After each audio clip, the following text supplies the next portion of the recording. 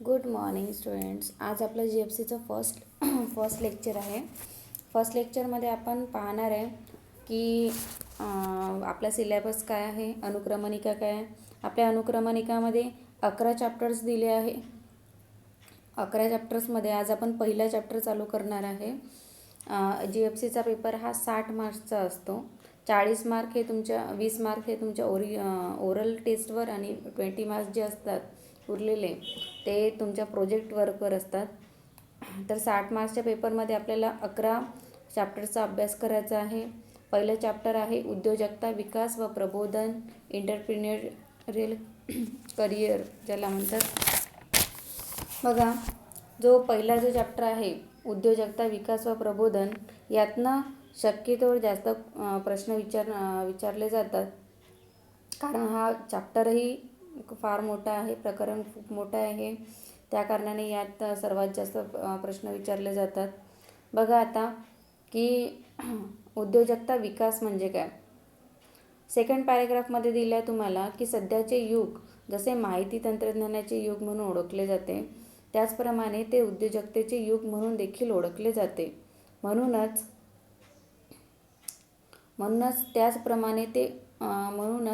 उद्योजकता विकासाला ह्या दशकात अनन्यसाधारण महत्त्व प्राप्त झाले आहे.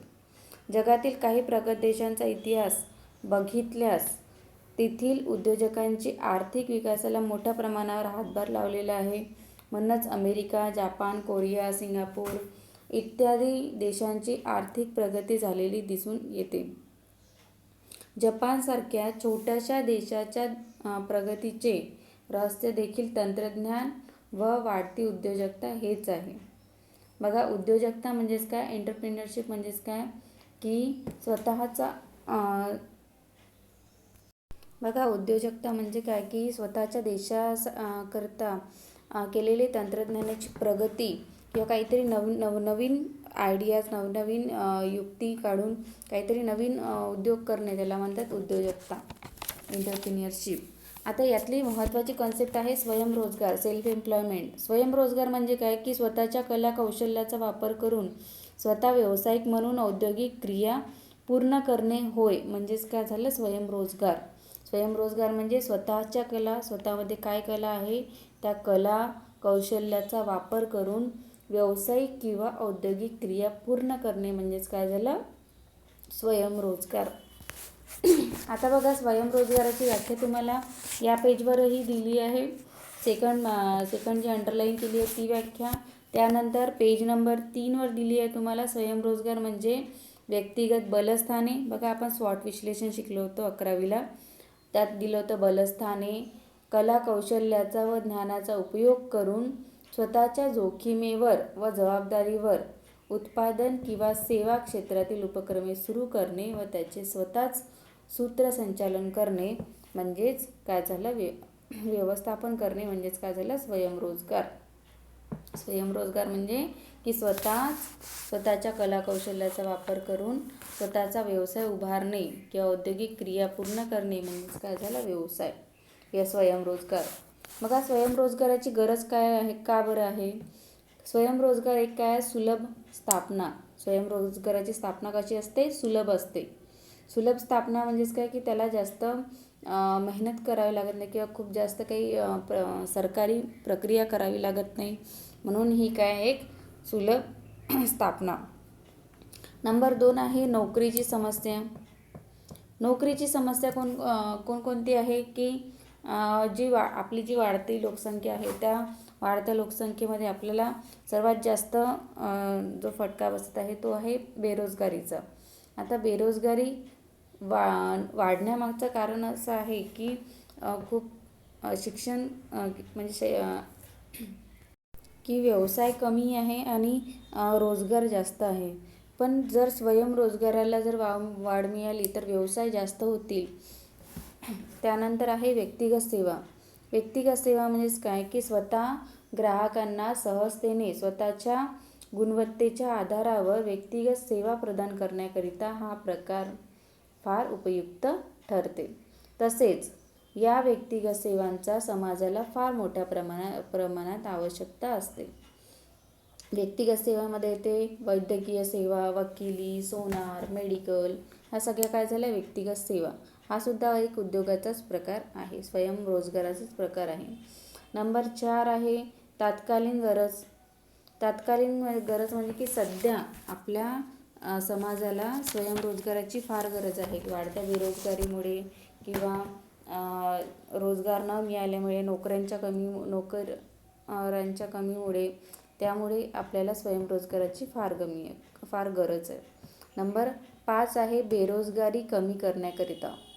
स्वयंरोजगार कशाकरता करता आपण की बेरोजगारी कमी व्हावी याकरता. कळलं. आता बघा, हे झालं होतं आपलं स्वयंरोजगार. स्वयंरोजगार हा पॉईंट फार महत्त्वाचा आहे. हा दरवर्षी परीक्षेला येतो. याचे पॉईंट्स, याच्या व्याख्या आपल्या रजिस्टरमध्ये काढून ठेवायच्या.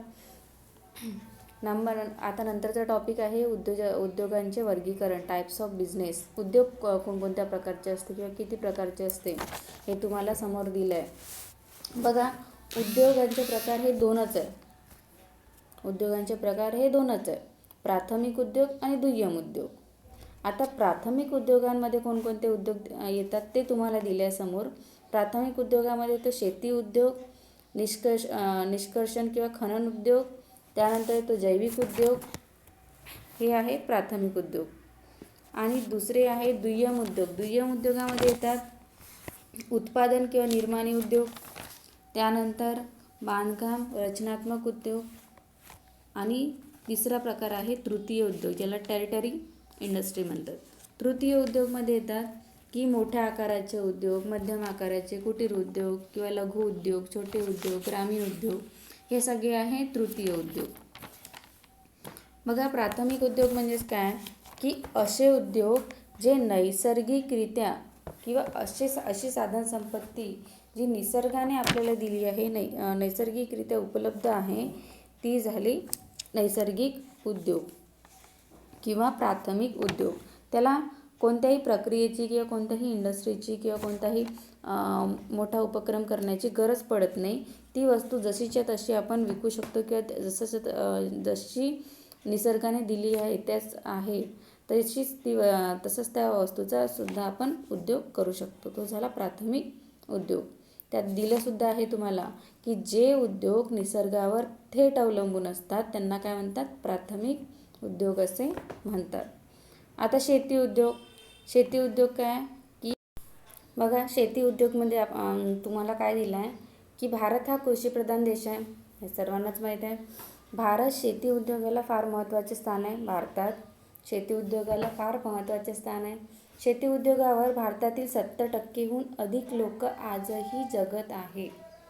भारत शेती उद्योगाचे महत्त्व व भूमिका विसरणे शक्य नाही, कारण मोठ्या प्रमाणात उद्योगाला कच्च्या मालाचा पुरवठा, अन्नधान्य, पीक, पाणी, लक्ष द्या, अन्नधान्य, पीक, पाणी इत्यादी जीवनावश्यक वस्तूंचा पुरवठा शेती क्षेत्रच करू शकते किंवा करीत असतात. शेती उद्योगात जमिनीवर विविध प्रकारच्या मशागत करून शेती करणे अंतर्भूत असते. शेती उद्योगात बराच मालसाठा हा इतर अनेक उद्योगांना कच्च्या मालाच्या स्वरूपात पुरवठा करण्यात येतो. हा काय झाला, शेती उद्योग हा का बरं प्राथमिक उद्योगामध्ये येतो, कारण जे अन्नधान्य, पीक, पाणी, जीवनावश्यक वस्तूंचा पुरवठा हे सर्व आपलं कुठून येते की शेती उद्योगामधून येते किंवा यावर जास्त कोणत्याही प्रकारची प्रक्रिया केली जात नाही. आता दुसरा आहे निष्कर्षण किंवा खनन उद्योग, त्याला एक्स्ट्रॅक्टिव्ह इंडस्ट्री म्हणतात. या उद्योग प्रकारात निसर्गाने दिलेल्या विनामूल्य देणग्या तसेच निसर्गदत्त साधनसंपत्ती यांचे उत्खनन करून प्रयत्नपूर्वक बाहेर काढली जाते. आता असं काय आहे बरं, शॉर्टकटमध्ये तुम्हाला सांगते, ही भाषा तुम्हाला कळणार नाही, की निष्कर्षण किंवा खनन उद्योग म्हणजे असा उद्योग की अशी वस्तू जी जमिनीमध्ये किंवा अशा कोणत्या नैसर्गिक साधनसंपत्तीमध्ये जशीच्या तशी दिल्या गेली आहे, जशी हिरे, मोती, कोळसा, हे आपण खनन करून किंवा खोदकाम करून आपण जशीच्या तशी बाहेर काढू शकतो. ती काय झाली? निष्कर्षण किंवा खनन उद्योग. निसर्गाने जशीच्या तशी ती वस्तू दिली आहे आणि जशीच्या तशी आपण ती वापरू शकतो, ती काय झाली? निष्कर्षण किंवा खनन उद्योग. आता बघा, प्राथमिक उद्योगातला तिसरा प्रकार आहे जैविक उद्योग किंवा उत्पत्ती उद्योग. जैविक उद्योगामध्ये काय आहे की या उद्योगात व्यक्तीला तसेच प्राण्यांना दैनंदिन नियमित उपभोगासाठी लागणाऱ्या गरजू वस्तूंची निर्मिती करणाऱ्या उद्योगांचा समावेश होतो. जैविक उद्योगामध्ये ते फळबाग, त्यानंतर रोपवाटिका, वनशेती, फुलशेती, हे सगळे काय झाले की जैविक किंवा उत्पत्ती उद्योग. हे होते प्राथमिक उद्योग. प्राथमिक उद्योगाचे प्रकार आठवण ठेवायचे 3 आहे. शेती उद्योग, निष्कर्षक किंवा खनन उद्योग, त्यानंतर जैविक उद्योग ऑब्लिक उत्पत्ती उद्योग, ज्याला जेनेटिक इंडस्ट्री म्हणतात. जेनेटिक इंडस्ट्री हा शब्द तुम्ही ऐकलाय असेल. आता बघा दुय्यम उद्योग, सेकंडरी इंडस्ट्री. आता प्राथमिक उद्योगाची व्याख्या काय होती की निसर्गाने दिलेली देणगी किंवा निसर्गाने जशीची अशी दिलेली वस्तू आपण ती उद्योग म्हणून उद्योगात वापर करतो, त्याला म्हणतात प्राथमिक उद्योग. दुय्यम उद्योग कशाच्या उलट आहे. दुय्यम उद्योग म्हणजे काय की दुय्यम उद्योग म्हणजे असे उद्योग जे दुसऱ्या उद्योगावर अवलंबून आहे. आता दुसरा उद्योग कोणता इथे? प्राथमिक उद्योग. दुय्यम उद्योग म्हणजे असा उद्योग जो प्राथमिक उद्योगावर अवलंबून आहे, तो काय झाला? दुय्यम उद्योग. आता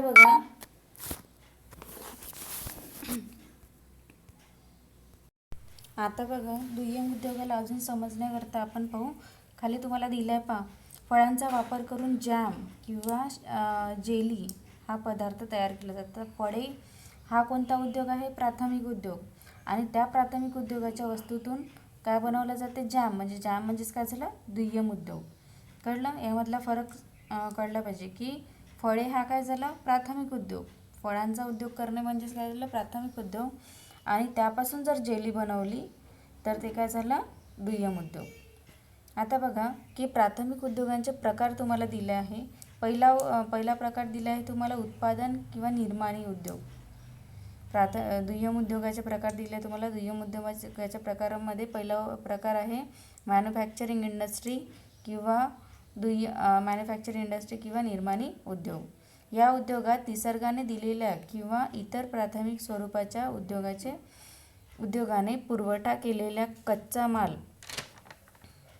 मालावर प्रक्रिया करण्यात येते आणि प्राथमिक उद्योग हे या उद्योगाला कच्च्या मालाचा मोठ्या प्रमाणात पुरवठा करीत असतात. जसं आताच आपण उदाहरण पाहिलं होतं जॅमचं. कळलं? ते काय होतं की उत्पादन उद्योगाचा भाग आहे तो, की आपण प्राथमिक उद्योगातून एक कच्चा माल बोलावला आणि त्यातून आपण दुय्यम उद्योग केला. म्हणजे त्या फळापासून काय केलं? आपण जॅम तयार केलं. तुम्हाला यातच एक उदाहरण पण दिलं आहे, कापड. कापड कशापासून बनते? रुईपासून किंवा कापसापासून. तर रुई किंवा कापूस हा कशाचा भाग आहे? प्राथमिक उद्योगाचा. आणि त्यापासून जर कापड बनवला तो कोणता भाग झाला? दुय्यम उद्योगाचा. कळलं? म्हणजे यालाच काय दुसरं निर्माणी उद्योग किंवा मॅन्युफॅक्चरिंग इंडस्ट्रीसुद्धा म्हटल्या जाते. त्यात आता दुसरा प्रकार आहे त्या दुय्यम उद्योगामध्ये, ते आहे बांधकाम किंवा रचनात्मक कन्स्ट्रक्टिव्ह इंडस्ट्री ज्याला म्हणतात. या उद्योगात विविध रचनात्मक किंवा बांधकाम कार्याचा समावेश होतो. यात घर बांधणी, घरे, धरणे, पूल, रस्ते, जहाज बांधणी इत्यादी बांधकाम स्वरूपातील विविध कामांचा समावेश करण्यात येतो. बांधकाममध्ये काय काय ते हे तुम्हाला चांगल्या प्रकारे माहिती आहे. आणि बांधकाम करण्यासाठी जे वस्तू किंवा जेही साधन वापरले जाते त्याचा तो आहे, तर ते साधने आहे प्राथमिक उद्योगाचा भाग. कळलं? क आहे तृतीय उद्योग. तृतीय उद्योगमध्ये काय काय येते की या उद्योगात विविध प्रकारच्या सेवांची निर्मिती ग्राहकांना पुरविण्यात येतात. हा उद्योग प्रकार फक्त सेवा क्षेत्राशी निगडित आहे. जसं बँक सेवा, वाहतूक सेवा, विमा सेवा. तुम्हाला माहिती आहे ना की उद्योग हा 2 प्रकारचा असतो. उद्योगाचे प्रकार हे 2 आहे, पण उद्योग हा 2 प्रकारचा असतो. एक असतो वस्तूचा, दुसरा असतो सेवेचा. कळलं? आता हा तृतीय उद्योगमध्ये तुम्हाला सेवेबद्दल दिले आहे. सेवा कोणकोणत्या? वाहतूक सेवा, बँक सेवा, विमा सेवा. आता ह्यातला यातसुद्धा प्रकार दिला आहे की इतर उद्योग. खाली तुम्हाला इतर उद्योग दिले आहे. इतर उद्योगमध्ये कोणकोणते उद्योग येतात? मोठ्या आकाराचे उद्योग. मोठ्या आकाराचे उद्योग म्हणजे ज्याचं भांडवल, ज्याची कॅपिटल हे 5 कोटीपेक्षा जास्त असेल तर ते काय झाले? मोठ्या आकाराचे उद्योग. दुसरं म्हणजे मध्यम आकाराचे उद्योग. मध्यम आकाराचे उद्योग कोणते उद्योग झाले? ज्याची 35 लाखापेक्षा कमी भांडवल असेल ते झाले मध्यम आकाराचे उद्योग. त्यानंतर कुटीर उद्योग. कुटीर उद्योग हे पूर्णतः किंवा अंशतः कारागिरांच्या कुटुंबियांच्या मदतीने नेहमीसाठी किंवा अल्प काळासाठी जो व्यवसाय केला जातो त्याला कुटीर उद्योग असे म्हणतात. कुटीर उद्योग म्हणजे सर्वात लहान उद्योग जो घरच्या घरी करता येतो तो झाला कुटीर उद्योग. नंतर आहे लघु उद्योग. लघु उद्योग म्हणजे असा उद्योग जो 3 कोटीपेक्षा कमी भांडवल किंवा कमी गुंतवणुकीमध्ये केला जातो. त्याचे संयंत्र किंवा यंत्रसामग्री जी आहे ती 3 कोटीपेक्षा कमी असते किंवा 3 कोटी असू शकते, त्याला म्हणतात लघु उद्योग. आता 5वं आहे छोटे उद्योग. छोटे उद्योगमध्ये काय काय येते की ज्या उद्योगातील संयंत्र आणि यंत्र सामग्रीतील गुंतवणूक 3 कोटी रुपयांपेक्षा कमी असेल त्यांना छोटे उद्योग असे म्हणतात. ज्याची 3 कोटीपेक्षा कमी असेल ते काय झाले? छोटे उद्योग. ज्याची गुंतवणूक वर संयंत्र किंवा यंत्रसामग्रीची गोष्ट केली होती आणि खाली काय गुंतवणूक म्हणजे भांडवलाची गोष्ट केली आहे की 3 कोटीपेक्षा कमी असेल. त्यानंतर दिलं आहे तुम्हाला की ग्रामीण उद्योग. ग्रामीण उद्योगामध्ये की आपल्या गावातच राहून कच्च्या मालावर आधारित असते त्या उद्योगांना काय म्हणतात? ग्रामीण उद्योग असे म्हणतात. आता बघा, आतापर्यंत आपण जे उद्योगाचे प्रकार पाहिले ते तुम्हाला चांगल्या प्रकारे करून ठेवायचं आहे. प्राथमिक उद्योग, दुय्यम उद्योग कशाला म्हणतात? पुन्हा रिपीट पॉज करू पहा. ज्यांच्याकडे बुक्स नसेल किंवा नोट्स नसेल GFCची त्यांनी पॉज करू नोट डाऊनसुद्धा करू शकता आपल्या रजिस्टरमध्ये. आणि या प्रकरणातला हा भाग 1 होता. भाग 2 आपण यानंतर पाहू. भाग 1मध्ये आपण फक्त काय पाहिलं आहे की स्वयंरोजगार म्हणजे काय आणि उद्योगाचे वर्गीकरण किंवा प्रकार पाहिले, टाईप्स पाहिले. त्यानंतर आपण कौशल्य वगैरे हा नंतरच्या पार्टमध्ये पाहू.